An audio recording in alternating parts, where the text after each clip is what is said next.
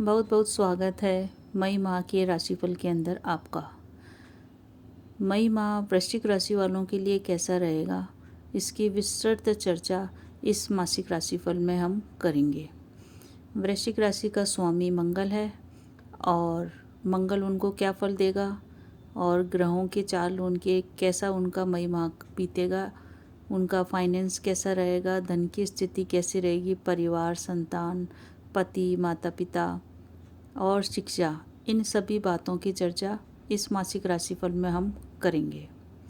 तो फ्रेंड्स, वृश्चिक राशि का स्वामी मंगल है जो कि लग्न से अष्टम घर में चल रहा है और तृतीय घर के अंदर इनके शनि चल रहा है। मई माह में लग्न में वृश्चिक राशि वालों के केतु बैठा है और शनि थर्ड हाउस में है जो कि शुभ है।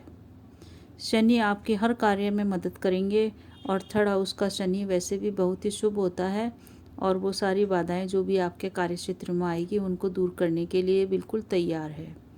इस माह में आपके काम बनेंगे और जो भी आप काम शुरू करना चाहते हैं, चाहे व्यवसाय के लिए करना चाहते हैं या जॉब से संबंधित, सारे आपके काम इस माह में बनेंगे। 1 से लेके 13 मई तक का समय बेहद ही शुभ है।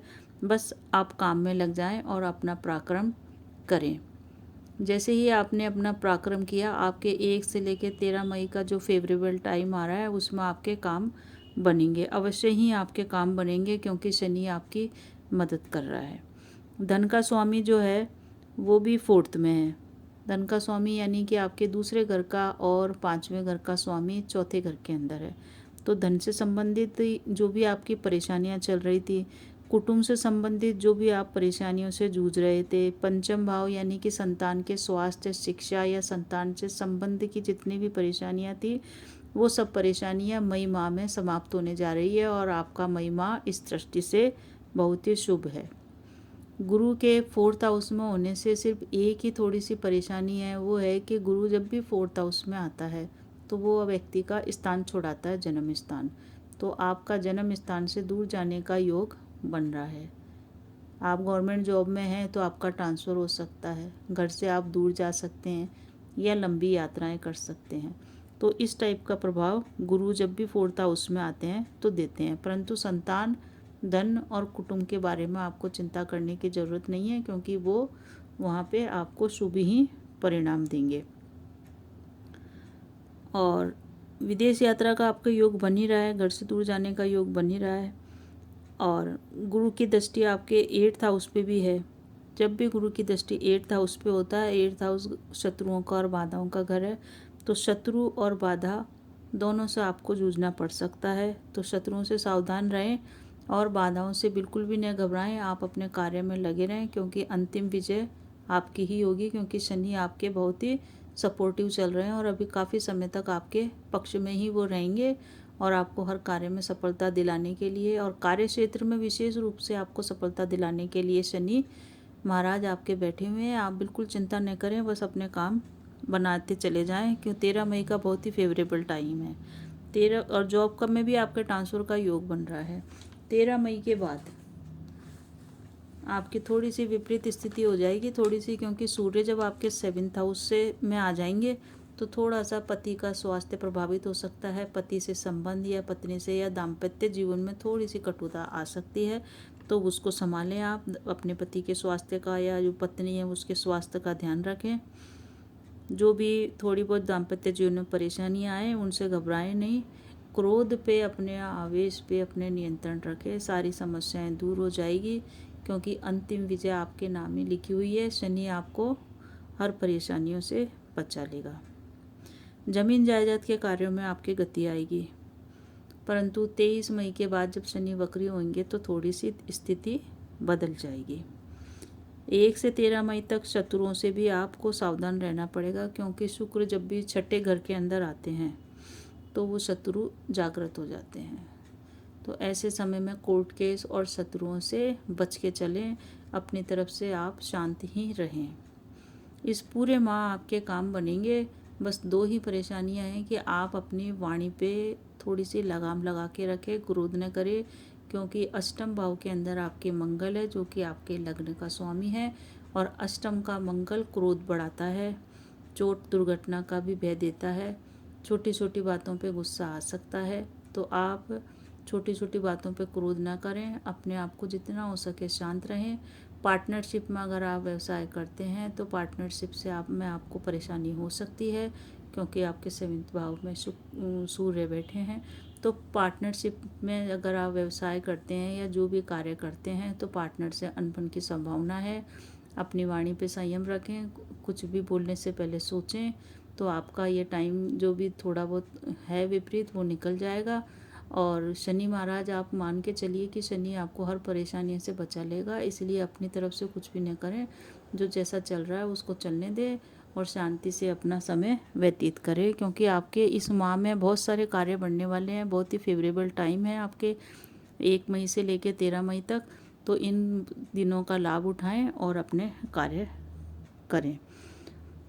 जीवन साथी के स्वास्थ्य का विशेष रूप से इस माह पे ध्यान रखें।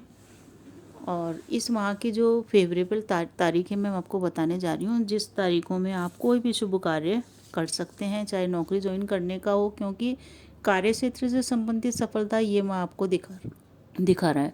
तो कार्य क्षेत्र में आपको अवश्य ही सफलता मिलेगी। आप इन तिथियों पे जॉब ज्वाइन कर सकते हैं, कोई नई दुकान, व्यापार, जो भी आप स्टार्ट करना चाहते हैं आप कर सकते हैं, क्योंकि शनि आपको हर कार्य में विजय दिलाएगा।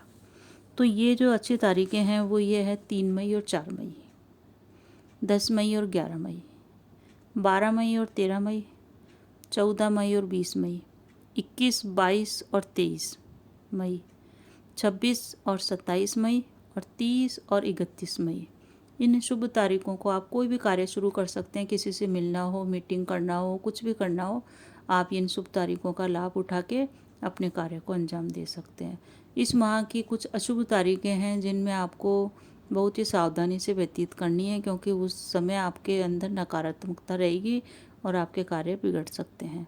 तो वो अशुभ तारीखें हैं, उनमें कोई भी शुभ कार्य आप स्टार्ट न करें। 5 और 6 तारीख अशुभ तारीखें हैं। 15 और 16 तारीख भी अशुभ तारीखें हैं। और 25 और 24 दोनों अशुभ तारीखें हैं। इन तारीखों का ध्यान रखें। जो भी कार्य सिद्ध करना है वो 5, 6, 15, 16, 24, 25 इन तारीखों को बिल्कुल भी नहीं करें। अब फ्रेंड्स, इस माह का उपाय बताने जा रही हूँ, जिस उपाय को करके हम अपना ये पूरा माह शांति से व्यतीत कर सकते हैं। अब जैसा कि पता ही है आपको कि आपके शनिदेव बहुत ही पक्ष में हैं, तो आप जितना हो सके हनुमान उपासना करें, मंदिर में जाएं, हनुमान चालीसा का पाठ करें या घर में ही हनुमान चालीसा का पाठ करें। शनि आपके और भी ज़्यादा फेवरेबल हो जाएंगे। सूर्य आपके थोड़े से 7th हाउस में आने पे थोड़ी सी परेशानियां पैदा करेंगे, तो आप सूर्य आराधना करते रहें। सूर्य आराधना करने से आपको बहुत ही लाभ होएगा। अक्षय तृतीया का पर्व आ रहा है 14 मई को। 14 मई को आप जो भी आपको श्रद्धा से दान पुण्य करना हो वो अवश्य ही दान पुण्य करें। और इस पर्व पे आप लाल चीज़ों का भी दान कर सकते हैं। और अगर आपके मंगल क्योंकि ख़राब चल रहे हैं थोड़े से, तो आप हनुमान जी के मंदिर में जाएं अक्षय तृतीया को, और जो भी आपको प्रसाद चढ़ाना है, मीठा भोग चढ़ाना, अवश्य चढ़ाएं। इस तिथि का लाभ उठाएं। तो फ्रेंड्स, इस टाइप से आप और सूर्य आराधना भी कीजिए, क्योंकि सूर्य जब साथ में आ जाएंगे तब सूर्य आराधना आपको विशेष फलदायी होगी, क्योंकि आपको हर चीज़ से वो बचाएगी। तो इन उपायों को करते हुए अपने माह को आप शांति से व्यतीत करें।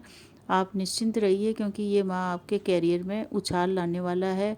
शनि आपको कैरियर में उछाल देगा, आपके काम बनेंगे और आपके आय के स्रोत भी एक से ज़्यादा विकसित हो सकते हैं। समय का लाभ उठाएं, कार्य करें और गुस्से पे बिल्कुल अपने लगाम लगा के रखें, क्रोध से बचें। आपका जीवन मंगल में हो और सुखी हो। इन्हीं शुभकामनाओं के साथ नमस्कार।